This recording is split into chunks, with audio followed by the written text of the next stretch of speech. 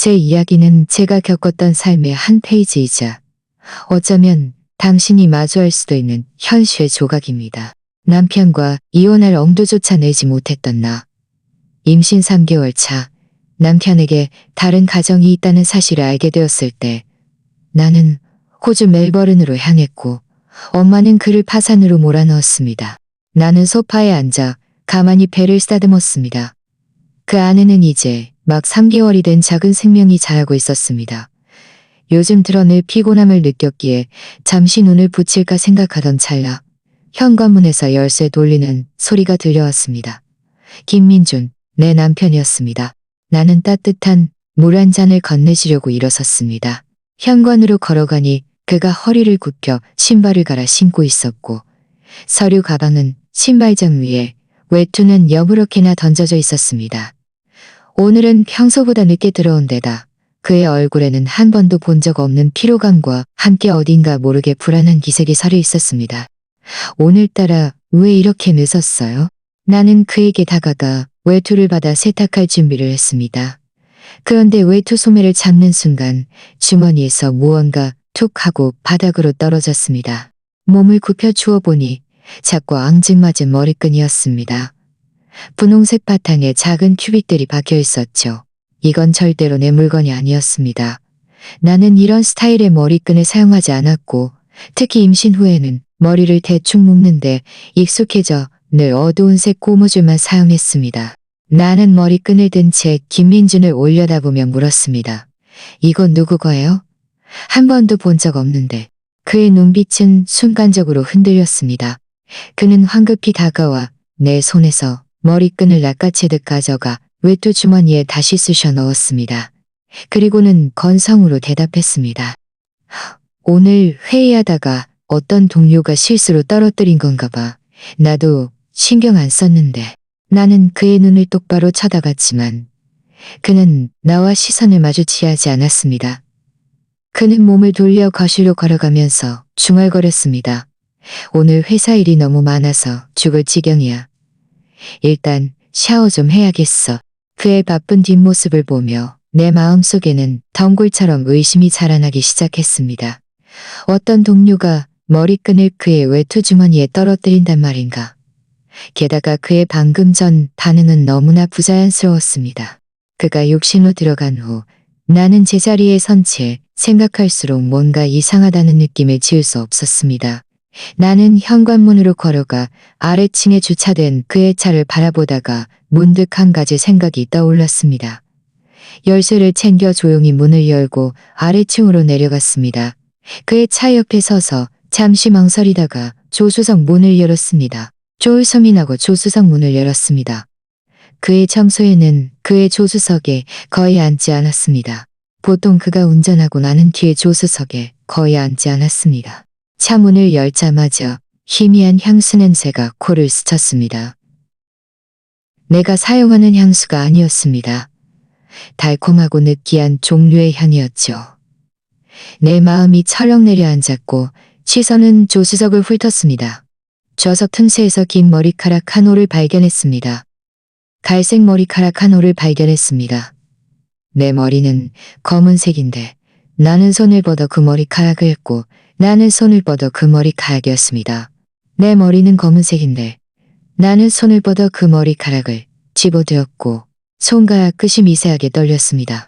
영화표를 든 채 차 옆에 서 있으니 찬바람이 불어와 온몸이 싸늘해지는 기분이었습니다. 임신 3개월 동안 나는 내가 세상에서 가장 행복한 사람이라고 생각했습니다. 나를 사랑하는 남편과 곧 태어날 아이가 있으니 말입니다. 하지만 이제 이 낯선 머리끈, 머리카락, 영화표는 마치 작은 망치처럼 내가 가진 모든 아름다운 꿈을 산산조각 내는 것 같았습니다. 나는 물건들을 제자리에 돌려놓고 조용히 차문을 닫았습니다. 천천히 위층으로 올라가면서 마음속은 온통 혼란스러웠습니다. 내가 너무 예민하게 생각한 것이기를 바라면서도 동시에 그 물건들 뒤에 숨겨진 진실을 추측하지 않을 수 없었습니다. 집으로 돌아오니 김민주는 아직 샤워 중이었습니다. 나는 소파에 앉아 다시 한번 배에 손을 얹었습니다. 눈물이 나도 모르게 흘러내렸습니다. 아가야, 엄마는 어떻게 해야 할까? 그날 밤 나는 거의 잠을 이루지 못했습니다. 김민주는 내 옆에 누워 있었지만 우리 사이에는 보이지 않는 깊은 강이 흐르는 것 같았습니다. 그의 숨소리는 아주 평온했습니다. 마치 낮에 벌어졌던 모든 이상한 일들이 전혀 없었던 것처럼 말입니다. 나는 천장을 응시하며 몰래 숨겨둔 영화표를 꽉 쥐고 있었습니다. 마음속의 의심은 점점 커져갔고 도저히 억누를 수 없었습니다. 다음 날 아침 넷째 김민주는 평소처럼 일어나 씻고 회사에 갈 준비를 했습니다. 현관에 다다랐을 때 그는 뒤돌아 나를 보며 웃었습니다. 여보, 오늘 좀 늦게 들어올 것 같아. 회사에 처리할 일이 좀 남아서. 집에 있으면서 몸 잘 챙기고 너무 무리하지 마. 나는 마음속의 괴로움을 억누르며 고개를 끄덕였습니다. 조심해서 가요. 그가 차를 몰고 떠나는 뒷모습을 보며 나는 곧바로 방으로 돌아가 옷을 갈아입고 핸드폰과 지갑을 챙겨 아래층으로 내려갔습니다. 아파트 단지 앞에서 택시를 잡아 기사님께 말했습니다. 기사님, 앞에 가는 검은색 세단을 좀 따라가 주세요. 너무 바싹 붙지는 마시고요. 들킬 수도 있으니까요. 기사님은 나를 한번 쳐다보셨습니다. 아마 좀 이상하다고 생각하셨겠지만 별말 없이 고개를 끄덕이시며 차를 출발시켰습니다. 가는 내내 내 심장은 격렬하게 뛰었습니다. 진실을 찾기를 바라면서도 동시에 그 진실이 내가 생각하는 것처럼 잔인할까봐 두려웠습니다. 김민준의 차는 회사로 직행하지 않고 강남 시내의 한 고급 아파트 단지 입구로 향했습니다. 그는 길가에 차를 세우고 내린 후 온 매무새를 가다듬더니 빠른 걸음으로 단지 안으로 들어갔습니다. 나는 기사님께 차를 멀리 떨어진 코너에 세워달라고 부탁하고 조용히 그를 따라갔습니다. 나는 아파트 단지 입구에 서서 높은 건물들을 바라보며 마음이 조급하고 불안했습니다. 바로 그때 김민준이 한 건물에서 걸어 나오는 것을 보았습니다. 그의 옆에는 한 여자가 있었습니다. 그 여자는 분홍색 원피스를 입고 있었고 머리카락은 갈색이었습니다.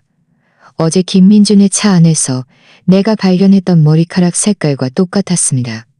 게다가 그녀의 손에는 머리끈이 들려 있었는데 바로 어제 김민준의 외투 주머니에서 떨어졌던 그 분홍색 큐빅 머리끈이었습니다.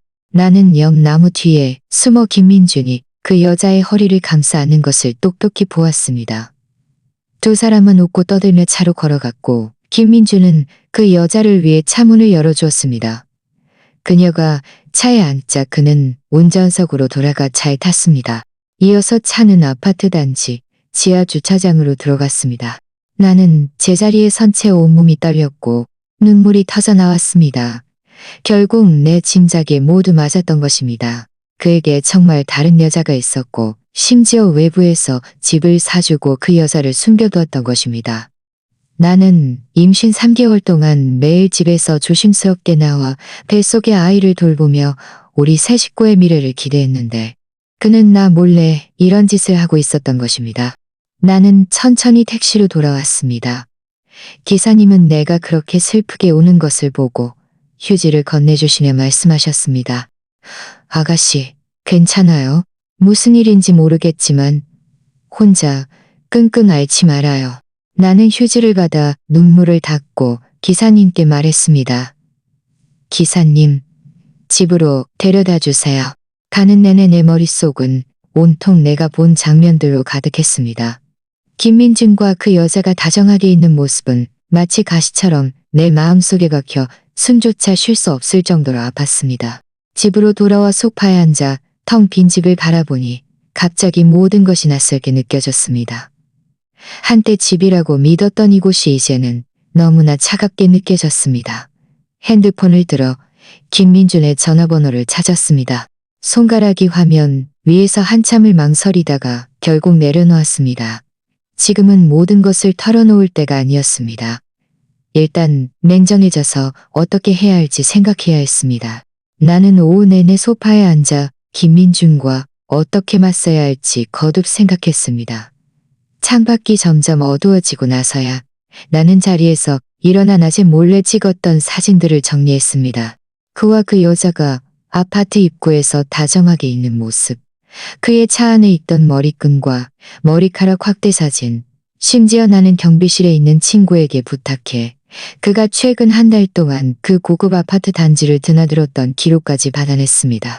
이 모든 것을 핸드폰에 저장하자마자 현관문에서 열쇠 돌리는 소리가 들렸습니다. 김인준이 돌아온 것입니다. 그의 손에는 케이크 상자가 들려 있었고 얼굴에는 웃음꽃이 피어 있었습니다. 낮에 내가 보았던 냉담한 모습과는 완전히 딴 반이었습니다. 여보, 오늘 디저트 가게 지나가다가 이 딸기 케이크가 맛있어 보여서 사왔어. 임신했으니 단 거 많이 먹어야 기분도 좋지. 그가 다가와 내 배를 만지려고 손을 뻗었습니다. 나는 무의식적으로 뒤로 한 걸음 물러나 그의 손을 피했습니다. 그의 손은 허공에서 멈췄고 얼굴의 미소도 조금 옅어졌습니다. 왜 그래?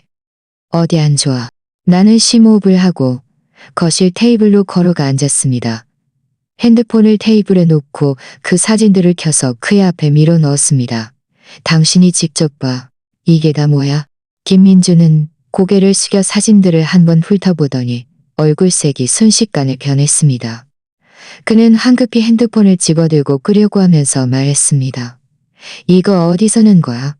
혹시 오해한 거 아니야? 오해? 나는 비웃었습니다. 내가 당신이 그 여자랑 아파트 단지로 들어가는 걸 직접 봤어. 당신이 그 여자를 위해 차문을 열어주는 것도 봤다고. 이게 오해라고? 그리고 당신 외투 주머니에 있던 머리끈, 당신 차에 있던 머리카락, 지난 주말 야근한다고 해놓고 사실은 그 여자랑 영화 보러 간 거잖아. 더 이상 변명할 수 없게 되자 그는 아예 연기를 그만두었습니다. 핸드폰을 테이블에 던지더니 팔짱을 끼고는 목소리도 차갑게 변했습니다. 그래, 나 그 여자랑 같이 있어. 그래서 뭐? 나는 그가 그렇게 당당하게 나올 줄은 몰랐습니다. 화가 나서 온몸이 떨렸습니다. 김민준, 나 지금 당신 아이를 임신한 지 3개월이야. 어떻게 나한테 이럴 수가 있어? 나한테 미안하지도 않아? 이 아이한테 미안하지도 않아? 미안하면 뭐? 안 미안하면 뭐? 그는 나를 힐끗 쳐다보았는데 그의 눈빛에는 경멸이 가득했습니다. 당신이 뭘 할 수 있다고 생각해? 이곳? 내가 말할게. 당신은 감히 이혼 못해. 결혼하고 나서 당신은 한 번도 일한 적 없어. 늘 나한테 의지해서 살았잖아. 나랑 이혼하면 당신은 어떻게 생활할 건데? 그리고 뱃속의 아이는? 여자 혼자 아이를 데리고 무슨 좋은 삶을 살겠어? 그의 말은 마치 칼날처럼 내 심장을 찔렀습니다. 나는 눈앞에 이나 치으면서도 낯선 남자를 바라보며 갑자기 모든 것이 우스꽝스럽게 느껴졌습니다. 내가 대체 무슨 눈이 멀어 그와 결혼했을까? 감히 못해? 나는 그를 노려보며 한마디 한마디 또박또박 말했습니다. 김민준, 너무 우쭐대지 마. 내가 당신 없이 못 살 거라고 생각해? 두고 봐. 당신은 후회하게 될 거야. 그는 코웃음을 쳤습니다. 내 말을 전혀 중요하게 생각하지 않는다는 듯이. 그래, 기다려볼게. 당신이 나를 어떻게 후회하게 만들지 두고 보겠어. 피곤하다. 먼저 샤워해야겠다. 그 말을 마치고 그는 몸을 돌려 욕실로 들어갔습니다. 나는 혼자 거실에 앉아 있었고 마음속에는 분노와 서러움이 가득했지만 그보다 더 큰 것은 단호한 결심이었습니다. 나는 반드시 그와 이혼할 것이고 그에게 대가를 치르게 할 것입니다. 욕실에서 샤워기 물소리가 들려왔습니다. 나는 거실에 앉아 핸드폰을 꽉 쥐었고 손가락 마디가 하얗게 질렸습니다. 김민준의 그 오만하고 경멸적인 표정이 내 머릿속에서 계속해서 되풀이되었습니다. 특히 그가 당신은 나 없이 못 살아라고 했던 말은 마치 가시처럼 내 가슴을 찔러 아팠습니다. 나는 심호흡을 하고 일어나 발코니로 걸어갔습니다. 유리문을 조용히 닫아 안의 소리가 밖으로 새어나가지 않도록 했습니다. 멜버른과 이곳은 몇 시간의 시차가 있습니다. 지금 이 시간이면 엄마는 아직 잠들지 않았을 것입니다. 나는 엄마의 전화번호를 찾아 다이얼 버튼 위에서 손가락을 잠시 멈췄습니다. 혹시 내가 옳음소리를 내서 김민준이 들을까봐 걱정되었기 때문입니다. 일단 소리를 가장 작게 줄인 다음 통화 버튼을 눌렀습니다. 전화는 3번 울린 후 연결되었습니다. 수화기 너머로 엄마의 부드러운 목소리가 들려왔습니다. 사정아, 이 늦은 시간에 왜 안 자고 있어? 어디 안 좋아? 엄마는 전화를 걸 때마다 늘 내 몸 상태를 먼저 물었습니다. 특히 내가 임신했다는 것을 안 후로는 매일같이 걱정하셨습니다. 엄마의 목소리를 듣자마자 내가 애써 지탱했던 간이남이 한순간에 무너져 내렸습니다. 눈물이 멈추지 않고 흘러내렸지만 울음소리를 낼 수는 없었습니다. 나는 겨우 목소리를 낮춰 말했습니다. 엄마, 할 얘기가 있어요. 왜 그래? 우는 거야? 엄마는 단번에 뭔가 이상하다는 것을 알아차리고 목소리가 급격히 긴장되었습니다. 혹시 김민준이 너 괴롭혔어? 아니면 뱃속의 아이가 안 좋아? 엄마한테 다 말해봐. 혼자 끙끙 앓지 말고. 나는 손등으로 눈물을 닦고 콧물을 훌쩍이며 며칠 동안 일어났던 일들을 엄마에게 하나부터 10까지 다 말했습니다. 김민준의 차에서 발견한 머리끈과 머리카락, 그를 미행해서 그와 그 여자의 아파트를 본 것, 그리고 방금 전 그에게 모든 것을 털어놓았을 때, 그가 했던 단점 전 그에게 모든 것을 털어놓았을 때 그가 했던 상처 주는 말들까지. 말하는 내내 나는 통제할 수 없이 떨렸습니다. 내가 이혼할 엄두도 못 낼 거라고 단점이다. 하지만 저는 정말 그 사람과 더 이상 살고 싶지 않아요. 너무 심해요. 전화 너머는 몇 초간 침묵했습니다. 그러고 나서 엄마의 화난 목소리가 들려왔습니다. 이 김민준이 정말 미쳤구나. 그때 그 사람이 너한테 잘해주는 것 같고 네가 좋아한다고 해서 허락해준 건데 게다가 회사에 그렇게 많은 돈을 투자까지 해줬잖아. 그런데 지금 감히 너한테 이럴 수가 있어? 엄마의 목소리에는 안쓰러움과 분노가 가득했습니다. 나는 지금쯤 엄마가 미간을 찌푸리고 있을 모습을 상상할 수 있었습니다. 사실 그때 김민준이 사업 자금이 부족했을 때 엄마는 나를 봐서 큰돈을 투자해 주셨고 많은 인맥도 소개해 주셨습니다. 김민준이 오늘날의 위치에 오를 수 있었던 것은 절반 이상이 엄마의 지원 덕분이라고 할 수 있었습니다. 엄마, 저 이제 어떻게 해야 해요? 나는 울먹이며 물었습니다. 마음은 혼란스럽고 불안했습니다. 당황하지도 말고 무서워하지도 마. 엄마의 목소리가 갑자기 단호해졌습니다. 너 지금 임신 중인데 억울하게 지내면 안 돼. 그 사람이 네가 자기 없이 못 살 거라고 생각한다고? 네가 감히 이혼 못할 거라고 단정한다고? 엄마가 너한테 든든한 배경이 되어줄게. 너는 일단 집에서 몸 잘 챙기고 그 사람하고 싸우지 마. 나머지 일은 엄마한테 맡겨. 두고 봐.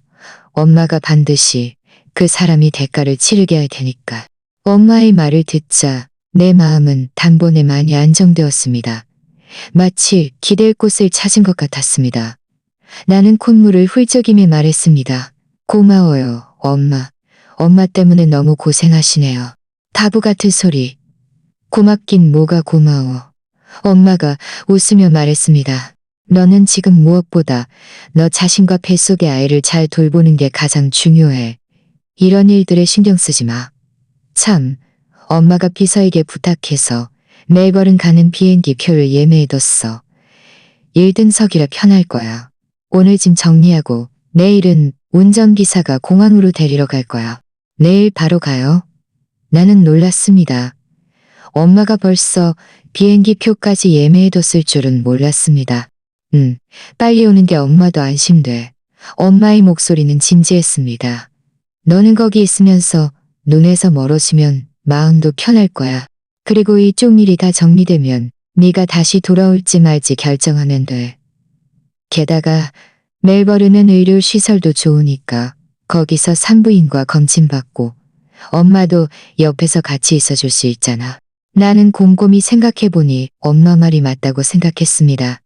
이 집에 머물면서 매일 김민준의 위선적인 얼굴을 보는 것은 나를 더 힘들게 할 뿐입니다. 멜버른에서 한동안 지내는 것은 이런 골치 아픈 일들에서 벗어날 수 있고 엄마도 안심시킬 수 있으니 정말 좋은 방법이었습니다. 좋아요. 엄마 말 들을게요. 나는 고개를 끄덕였습니다. 오늘 짐 정리할게요. 전화를 끊고 짐 정리를 시작했습니다. 사실 특별히 가져갈 것은 없었습니다. 그저 갈아입을 옷 몇 벌과 산모수첩뿐이었습니다. 짐을 정리하다가 김민준이 침실에서 나왔습니다. 그는 양복을 입고 넥타이를 메고 있었는데 회사에 가는 모양이었습니다. 그는 소파 위에 놓인 내 여행 가방을 힐끗 보더니 미간을 찌푸리며 물었습니다. 왜 짐을 정리해? 어디가? 나는 그를 올려다보며 담담하게 말했습니다. 당신하고 상관없어. 신경 끄고 당신 회사 일이나 잘 챙겨. 그 말을 마치고 나는 계속 짐을 정리했고 더 이상 그를 상대하지 않았습니다. 그는 내가 이렇게 냉담하게 나올 줄은 몰랐는지 잠시 멍하니 있다가 코웃음을 쳤습니다. 그냥 심술 부리는 거겠지. 곧 괜찮아질 거야. 나 출근한다. 저녁에 맛있는 거 사올게. 그 말을 마치고 그는 서류 가방을 들고 나갔습니다. 그는 자신의 좋은 시절이 거의 끝나가고 있다는 것을 전혀 눈치채지 못했습니다. 김민준이 나간 후 나는 짐 정리 속도를 높였습니다. 산모 수첩을 휴대용 가방에 넣을 때 수첩 속 아기의 초음파 사진에 손이 닿았습니다. 마음이 다시금 부드러워졌습니다. 무슨 일이 있어도 나는 이 아이를 잘 지켜서 그가 평안하게 세상에 나올 수 있도록 해야 했습니다. 오후에 나는 엄마 비서에게서 전화가 왔습니다. 비행기표는 내일 오전 10시 비행기로 예약되었고 운전기사의 연락처도 보내주었습니다. 나는 그것을 메모해두고 슈퍼마켓에 가서 비행기 안에서 먹을 간식거리를 좀 샀습니다. 임신 중이라 장시간 비행을 해야 하니 간식은 필수였습니다. 저녁에 김민준이 돌아왔을 때 그의 얼굴은 확연히 좋지 않았습니다. 아침에 나갈 때의 여유로운 모습과는 완전히 달랐습니다. 그는 서류 가방을 소파에 던지더니 그 옆에 앉아 한숨을 쉬었습니다. 평소 늘 하던 맛있는 거 사왔어라는 말조차 하지 않았습니다. 나는 그를 힐끗 쳐다보고는 아무 말 없이 식탁에 앉아 저녁을 먹었습니다. 뱃속의 아기가 배가 고팠는지 계속해서 살살 움직였습니다. 나는 밥을 먹으면서 가만히 배를 쓰다듬었습니다. 당신은 왜 아직도 밥을 먹어? 내가 기분 안 좋은 거 안 보여? 김민준이 갑자기 짜증 섞인 목소리로 말했습니다. 나는 젓가락을 내려놓고 그를 올려다봤습니다. 나는 임산부라 배고프면 안 돼. 당신 기분 안 좋은 게 나하고 무슨 상관이야? 그는 내 말에 잠시 할 말을 잃더니 다시 고개를 숙이고 머리를 움켜쥐며 중얼거렸습니다. 대체 무슨 일이야? 왜 갑자기 문제가 생긴 거지? 나는 엄마 쪽에서 투자 철회가 시작된 것을 알고 있었지만 굳이 말하지 않고 옆에 앉아 그를 지켜봤습니다. 잠시 후 그는 핸드폰을 들어 누군가에게 전화를 걸기 시작했습니다. 첫 번째 전화는 회사 재무팀에 걸었습니다.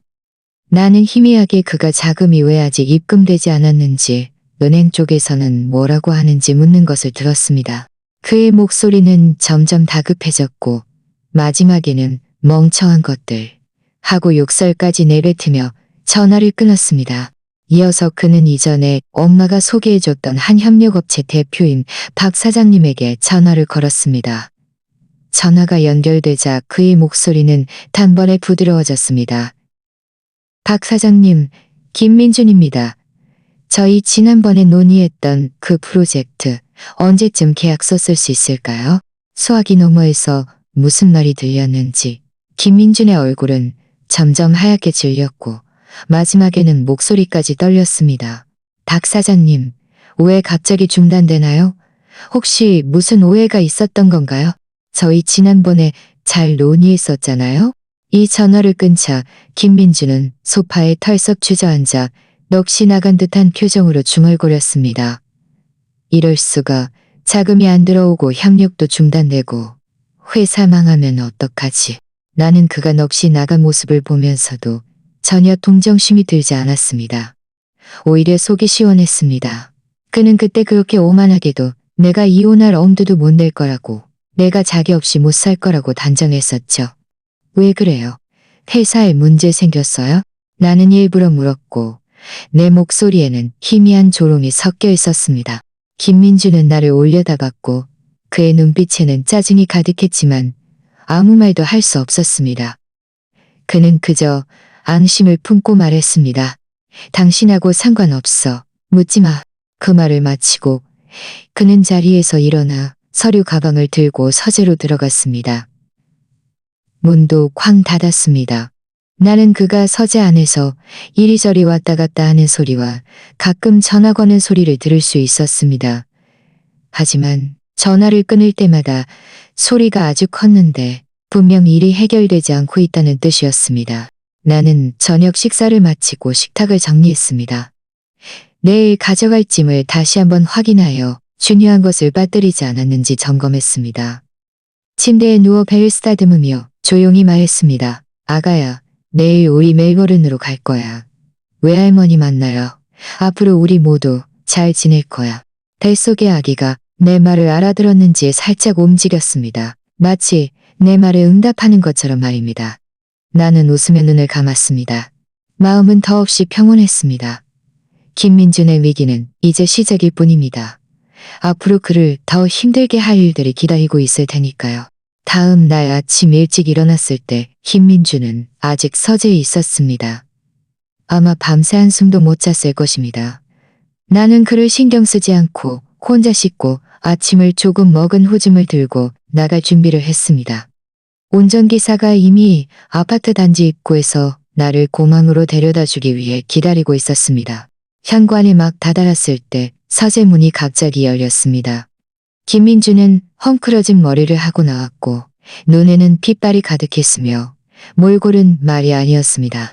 그는 내 손에 들린 여행 가방을 보고 잠시 멍하니 있다가 빠른 걸음으로 다가와 내 손목을 잡았습니다. 너 정말 갈 거야? 어디로 가? 그의 손아귀 힘이 너무 커서 내 손목이 아팠습니다. 나는 힘껏 그의 손을 뿌리치고 손목을 문지르며 차갑게 말했습니다. 당신하고 상관없어. 당신 회사 일이나 잘 챙겨. 그가 또 무슨 말을 하려는데 현관문에서 갑자기 초인종 소리가 들렸습니다. 그것도 아주 급하게 울리는 것이 마치 급한 일이 있는 것 같았습니다. 김민주는 미간을 찌푸리며 짜증 섞인 목소리로 누구야? 아침부터 이렇게 시끄럽게 울려? 하고 중얼거리며 문을 열었습니다. 문이 열리자마자 나는 분홍색 원피스를 입은 여자가 문 앞에 서 있는 것을 보았습니다. 바로 이전에 아파트 단지에서 내가 봤던 그 여자였습니다. 그녀의 이름은 박미정. 나중에 김민준의 핸드폰에서 그녀의 이름을 본 적이 있었습니다. 박미정은 가방을 들고 있었고 얼굴에는 화가 가득했습니다. 김민준을 보자마자 소리쳤습니다. 김민준, 대체 무슨 일이야? 내가 밤새도록 전화해도 왜 안 받아? 김민준은 박미정을 보자마자 얼굴색이 변했습니다. 그는 황급히 그녀를 집 안으로 끌어당기더니 뒤돌아 마치 내가 무슨 잘못이라도 한 것처럼 나를 노려봤습니다. 그는 목소리를 낮춰 박미정에게 말했습니다. 네가 왜 왔어? 여긴 네가 올 곳이 아니야. 내가 안 오면 내 돈 다 날아가게 생겼잖아. 박미정은 김민준의 손을 뿌리치며 목소리를 높였습니다. 당신 회사 자금줄이 끊기고 박 사장님과의 협력도 무산됐다는 소문이 돌던데 사실이야. 김민준의 얼굴색은 더욱 안 좋아졌습니다. 그는 나를 힐끗 보더니 박미정을 거실로 끌고 가 나를 피하려 했습니다. 하지만 나는 전혀 갈 생각이 없었습니다. 현관에 그대로 서서 그들을 지켜봤습니다. 누구한테 들었어? 함부로 소문내지 마. 김민준의 목소리는 매우 좋지 않았습니다. 그는 분명 회사 일에 대해 그녀와 이야기하고 싶지 않았을 것입니다. 함부로 소문내. 박미정은 비웃으며 팔짱을 꼈습니다. 처음에 당신이 나한테 아빠 엄마가 준 돈 전부 회사에 투자하라고 했잖아. 돈 많이 벌 거라고, 회사 이익 나면 아파트도 사준다고 했잖아. 그런데 지금은 회사 망하게 생겼는데 내 돈은 어떻게 할 거야? 내가 말했잖아. 그냥 일시적으로 문제가 생긴 거라고. 며칠 있으면 괜찮아질 거야. 김민준의 목소리도 커졌습니다. 박미정에게 몰려서 인내심을 잃은 것이 분명했습니다. 며칠? 나 벌써 며칠 기다렸어. 박미정은 한 발짝 앞으로 다가가 김민준의 코를 가리키며 말했습니다. 어제 당신 회사 근처에서 알아봤는데 회사 직원들이 월급도 못 받을 지경이라고 하더라. 다들 그만둘 준비하고 있대. 김민준, 날 속이려 하지 마. 안 그러면 고소할 거야. 김민준은 박미정의 말에 얼굴이 붉어졌다가 참백해졌습니다. 그는 손을 뻗어 박미정의 입을 막으려 했지만 박미정에게 밀쳐졌습니다. 박미정은 계속해서 소리쳤습니다. 김민준이 사기꾼이라고, 자신의 감정을 속이고 돈까지 속였다고 말입니다. 나는 옆에 서서 그들이 마치 시장판 싸움꾼들처럼 다투는 것을 보면서 모든 것이 우스꽝스럽게 느껴졌습니다. 이것이 김민준이 가정을 버리고 찾으려 했던 여자란 말인가? 이것이 그가 말하는 진정한 사랑이란 말인가? 결국 그것은 그저 이익을 위한 거래에 불과했습니다. 됐어. 시끄럽게 하지 마. 김민준이 갑자기 고함을 지르더니 문을 가리켰습니다. 나가. 내 일에 신경 쓰지 마. 박미정도 격분했습니다. 소파 위에 쿠션을 집어 김민준에게 던졌습니다. 김민준, 이 사기꾼. 내가 당신을 가만두지 않을 거야. 그 말을 마치고 그녀는 울면서 뛰쳐나갔습니다. 문이 쾅 하고 닫히는 소리가 울렸습니다. 김민준은 제자리에 선 채 가슴이 격렬하게 오르내렸습니다. 그의 얼굴은 잿빛이었습니다. 그는 뒤돌아 나를 쳐다봤고 그의 눈빛에는 분노와 분함이 가득했지만 아무 말도 할 수 없었습니다. 나는 시간을 확인했습니다. 운전기사가 아직 밖에서 기다리고 있었습니다. 나는 더 이상 그와 시간을 낭비하고 싶지 않았습니다. 짐을 들고 몸을 돌려 나갔습니다. 텅 빈 거실에 김민준 혼자 남겨졌고 마치 바람 빠진 풍선처럼 힘없이 서 있었습니다. 비행기가 멜버른 공항에 착륙했을 때 밖에는 가랑비가 내리고 있었고 공기 중에는 풀내음이 가득했습니다. 엄마는 이미 운전기사를 출구에 대기시켜 두었습니다. 내가 나오는 것을 보자 운전기사는 서둘러 내 짐을 받아들고 웃으며 말했습니다. 사모님께서 말씀하시기를 집에 사모님께서 좋아하시는 음식 다 준비해 두었다고 합니다. 어서 오시기를 기다리고 계셨습니다. 차에 올라 엄마 집으로 가는 길, 창밖으로 낯설면서도 깔끔한 거리를 보며 내 마음속을 짓누르던 돌덩이가 드디어 완전히 내려앉는 기분이었습니다. 이곳에는 김민준의 거짓말도 그 골치 아픈 일들도 없었습니다. 오직 나와 뱃속의 아기, 그리고 나를 사랑하는 엄마만 있을 뿐입니다. 엄마 집에 도착하니 엄마는 이미 문 앞에 서서 나를 기다리고 있었습니다. 나를 보자마자 빠른 걸음으로 다가와 내 손을 잡고 위아래로 살펴보셨습니다. 오는 길에 힘들지는 않았니? 어디 불편한 데는 없고? 그렇게 말하면서 나를 집 안으로 이끌었습니다.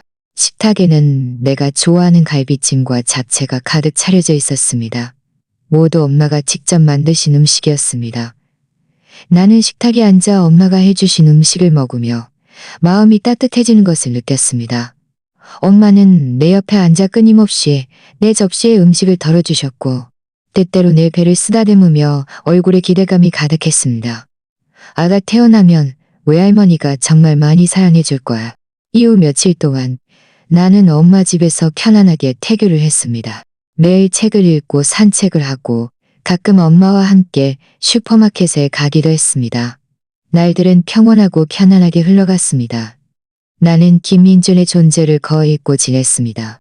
그러던 다섯째 날 오후, 내가 마당에서 햇볕을 쬐고 있을 때 핸드폰이 갑자기 울렸습니다. 발신자 표시에는 낯선 국내 전화번호가 찍혀 있었습니다. 나는 잠시 망설이다가 전화를 받았습니다. 수화기 너머에서는 김민준의 분노에 찬 목소리가 즉시 들려왔습니다. 서정, 이거 당신 엄마가 꾸민 짓이지. 그의 목소리가 너무 커서 내 귀가 아팠습니다. 나는 핸드폰을 조금 떨어뜨리고 담담하게 말했습니다. 무슨 소리 하는 거야? 난 못 알아듣겠는데. 아직도 시침이 뜰 거야? 김민준의 목소리는 더욱 흉포해졌습니다. 내 회사 자금줄이 끊기고 협력업체들도 다 철회했어. 다 당신 엄마 때문이야. 그 사람이 내 회사에 투자했던 돈 전부 철회하고 다른 사람들도 나랑 협력하지 못하게 했잖아. 당신이 그 사람한테 무슨 말을 한 거야? 당신은 처음부터 나를 망가뜨리려고 했지. 나는 그가 진실을 알아냈을 줄은 몰랐습니다. 막다른 길에 몰려 여기저기 수소문하다가 알아낸 모양이었습니다. 나는 비웃었습니다. 김민준, 이제야 초조해 하는구나. 그때 당신이 나 몰래 다른 여자 만나고 그 여자랑 밖에서 집 사고 다니던 때는 왜 오늘을 생각하지 못했어? 그때 당신이 내가 이혼할 엄두도 못 낼 거라고, 내가 당신 없이 못 살 거라고 단정했을 때는 왜 오늘 같은 날이 올 거라고 생각하지 못했냐고. 그건 내 일이야. 당신 엄마하고는 상관없어. 김민준의 목소리에는 히스테리적인 기색이 섞여 있었습니다. 그 사람이 무슨 자격으로 투자를 철회해? 그때 자기가 자원해서 나한테 투자한 거잖아. 이제 와서 철회하겠다고? 이거 위법이야. 내가 그 사람 고소할 거야. 위법? 나는 모든 것이 우스꽝스럽게 느껴졌습니다. 김민준은 내 말에 할 말을 잃었습니다. 한참 후 그의 목소리가 갑자기 작아졌습니다. 애원하는 듯한 목소리였습니다. 서정아, 내가 잘못했어. 박미정이랑 같이 있으면 안 되는 거였어. 당신한테 못되게 굴면 안 되는 거였어. 당신 엄마한테 투자 철회하지 말라고 좀 말해줘. 응? 회사 망하면 나 아무것도 없어. 우리 아이도 있잖아. 당신은 아이 아빠가 없어지는 걸 그냥 지켜볼 거야? 그가 아이를 언급하자 내 마음속에 역겨움이 치밀었습니다. 그는 대체 뭘 하다가 이제 와서 아이를 떠올리는 것일까? 그저 아이를 인질로 삼으려는 것뿐입니다. 아이는 당신 같은 아빠가 없어도 잘 자랄 수 있어. 나는 단호한 목소리로 말했습니다. 김민준, 우리 사이는 이미 끝났어. 당신 회사 일은 당신이 자초한 거야. 나하고 상관없고 우리 엄마하고도 상관없어. 잘 지내봐. 그 말을 마치고 나는 전화를 끊고 그 번호를 차단했습니다. 엄마가 방에서 나오셨다가 내 얼굴색이 좋지 않은 것을 보고 다가와 물었습니다. 김민준이 전화 왔었어? 나는 고개를 끄덕였습니다. 네. 자기가 엄마가 투자 철회한 거 알고는 다시 돈 넣어달라고 부탁하러 왔더라고요. 제가 혼냈어요. 엄마는 내 손을 토닥이며 웃으셨습니다.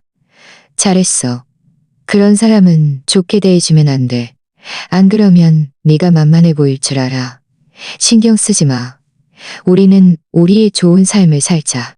나는 엄마 어깨에 기대어 마당의 작은 연못을 바라봤습니다. 마음은 더없이 평온했습니다. 김민준의 질책은 그저 막다른 길에 몰린 그의 발버둥일 뿐입니다. 이제 그에게 마지막 일격을 가할 차례입니다. 김민준의 전화를 끊은 후 나는 그가 더 이상 나타나지 않을 것이라고 생각했습니다. 결국 그는 지금 회사도 거의 지키지 못하는 상황이니 나를 찾아올 여유가 없을 테니까요. 하지만 나는 그가 그렇게 미쳤을 줄은 몰랐습니다. 사흘 후 아침, 엄마와 막 아침 식사를 마치고 근처 공원으로 산책을 가려는데 초인종이 울렸습니다. 운전기사가 문을 열었고 잠시 후 심각한 표정으로 엄마에게 다가와 말했습니다. 사모님, 밖에 김민준 씨가 와 있습니다. 서정 아가씨를 꼭 만나야 한다고 합니다. 내 손에 들린 물컵이 거의 떨어질 뻔했습니다. 김민준이 멜버른까지 쫓아왔다니. 엄마는 미간을 찌푸리며 차갑게 말했습니다. 들어오라고 해. 대체 무슨 짓을 하려는지 내가 직접 봐야겠어. 얼마 지나지 않아 김민준이 운전기사를 따라 들어왔습니다. 그는 지난번 전화로 들었던 목소리보다 훨씬 더 초췌해 보였습니다. 양복은 구겨져 있었고 머리카락은 새집처럼 헝클어져 있었으며 눈에는 핏발이 가득했습니다. 턱에는 수염까지 자라 있었는데 늘 깔끔하게 차려입던 예전에 그와는 완전히 딴판이었습니다. 그는 나를 보자마자 빠른 걸음으로 다가와 내 팔을 잡으려 했습니다.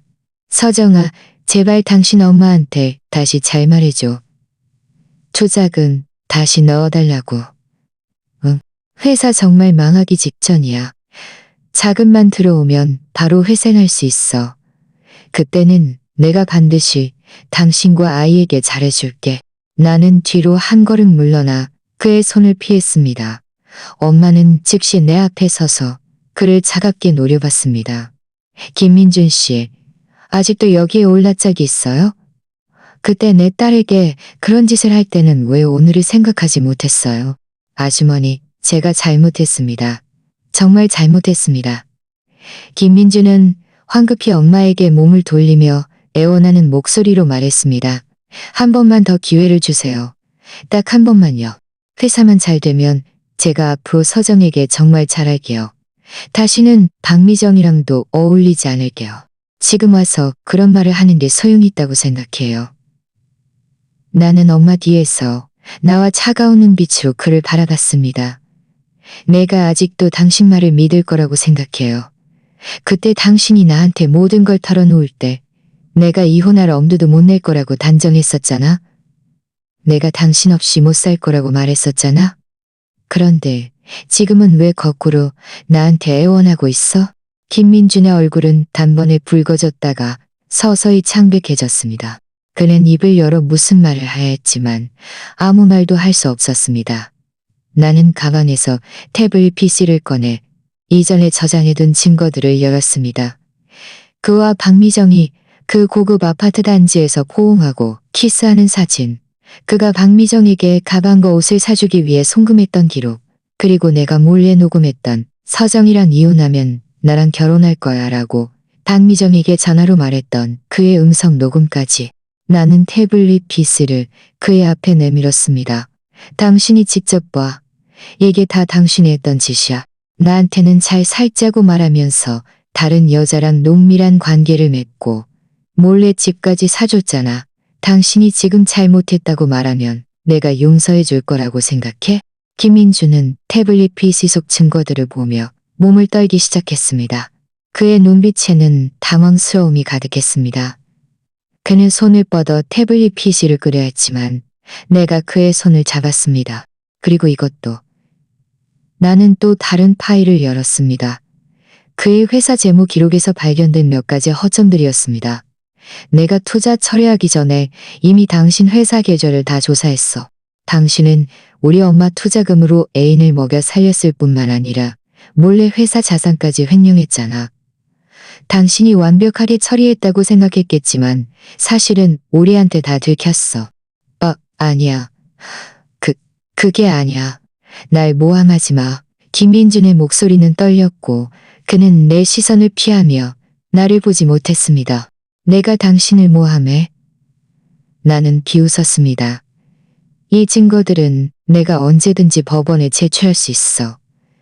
당신이 아직도 끈질기게 매달린다면 회사는 파산할 뿐만 아니라 법적 책임까지 져야 할 거야. 그때는 자유조차 없을 텐데 뭘 회생하겠다는 거야?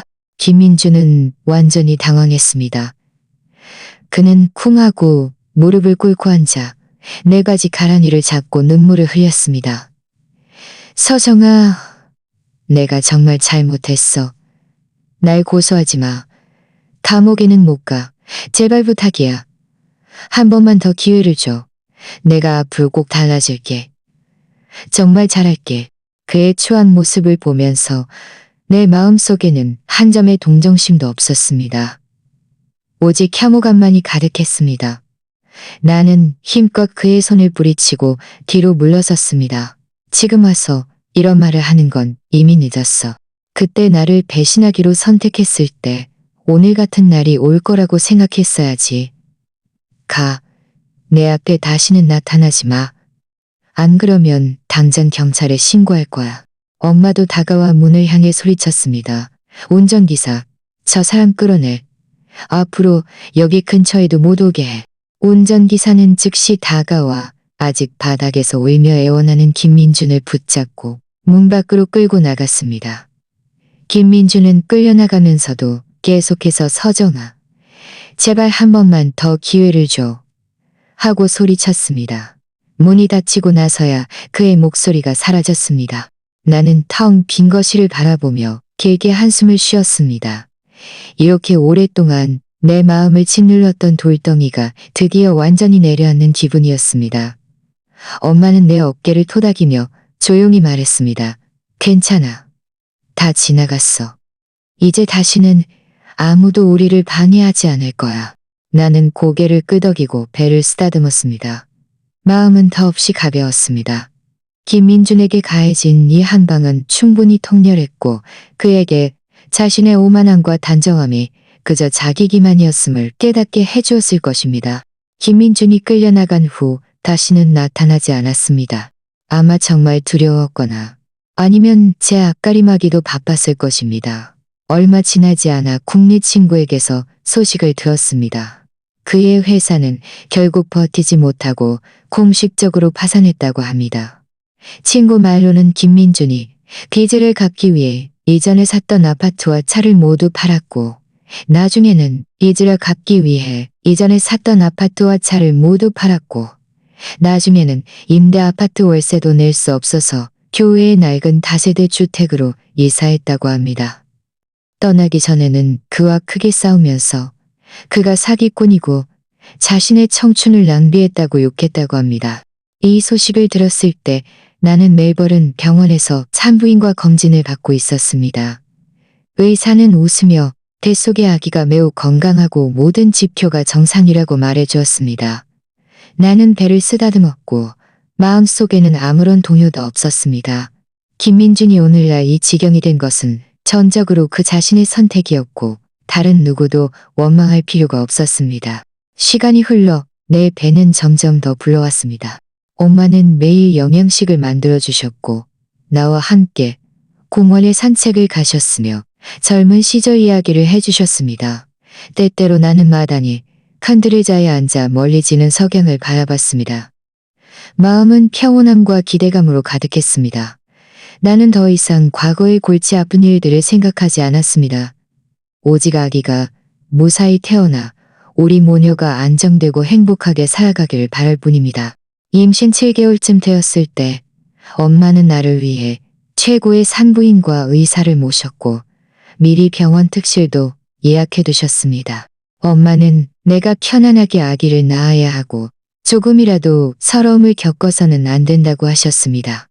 나는 엄마 품에 기대었고 마음은 따뜻했습니다.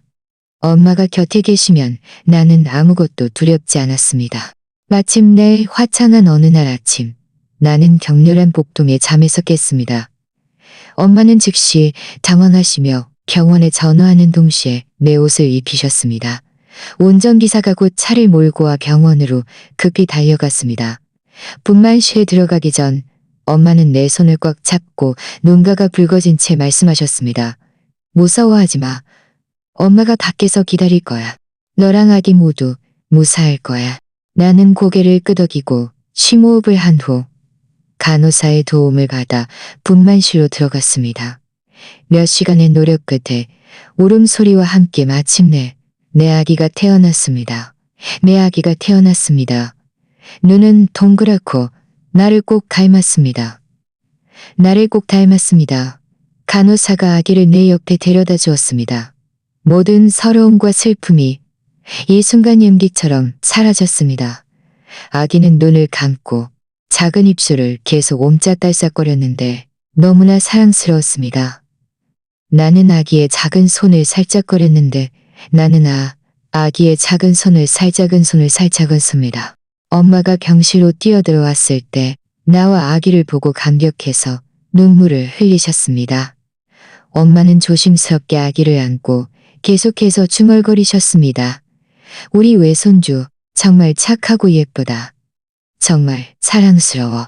퇴원 후 엄마는 전문 산후 도우미를 고용하여 나와 아기를 돌봐주셨습니다. 매일 아기가 조금씩 자라는 것을 보며 울기만 하던 아기가 웃고 옹알이를 하며 엄마라고 부르는 것을 보면서 내 마음은 기쁨으로 가득했습니다. 엄마도 매일 아기와 함께 시간을 보내며 이야기를 해주시고 자장가를 불러주셨습니다. 집안은 웃음소리와 행복으로 가득했습니다. 어느 날 국내 친구에게서 또 전화가 왔습니다. 김민준이 나중에 공사 현장에서 막노동을 하며 매일 개처럼 일했지만 돈은 몇 푼 벌지 못했다고 합니다. 어떤 사람들은 그가 길거리에서 김밥 한 줄을 사 먹는 것을 봤는데 머리카락은 많이 휘어졌고 실제 나이보다 10년은 더 늙어 보였다고 합니다. 그는 박미정을 찾으려 했지만 박미정은 이미 핸드폰 번호를 바꾸고 이사해서 아예 찾을 수. 나는 이 말을 듣고 그저 담담하게 알았어라고 말하고 전화를 끊었습니다. 지금의 나는 사랑스러운 아기가 있고 나를 사랑하는 엄마가 있으며 안정되고 행복한 삶을 살고 있습니다. 김민준이 어떻게 살든 더 이상 나와는 아무런 상관이 없었습니다. 주말에는 나는 유모차를 밀고 엄마와 함께 근처 공원으로 산책을 나갔습니다. 햇볕이 몸에 따스하게 쏟아졌고 아기는 유모차 안에서 깨르르 웃었습니다.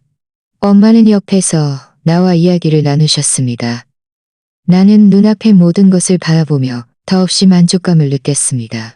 나는 한때 김민준과 결혼한 것이 내 인생에서 가장 행복한 일이라고 생각했습니다. 하지만 나중에야 깨달았습니다. 그를 떠난 것이 바로 내 행복의 시작이었다는 것을 말입니다. 나를 상처 주었던 사람들은 결국 응당한 벌을 받았고 나 또한 이 모든 일을 겪은 후 나만의 행복을 찾았습니다. 앞으로의 날들에는 아기를 잘 돌보고 엄마에게 효도하며 우리 모녀는 계속해서 이렇게 행복하게 살아갈 것입니다. 다시는 그 누구에게도 방해받지 않을 것입니다.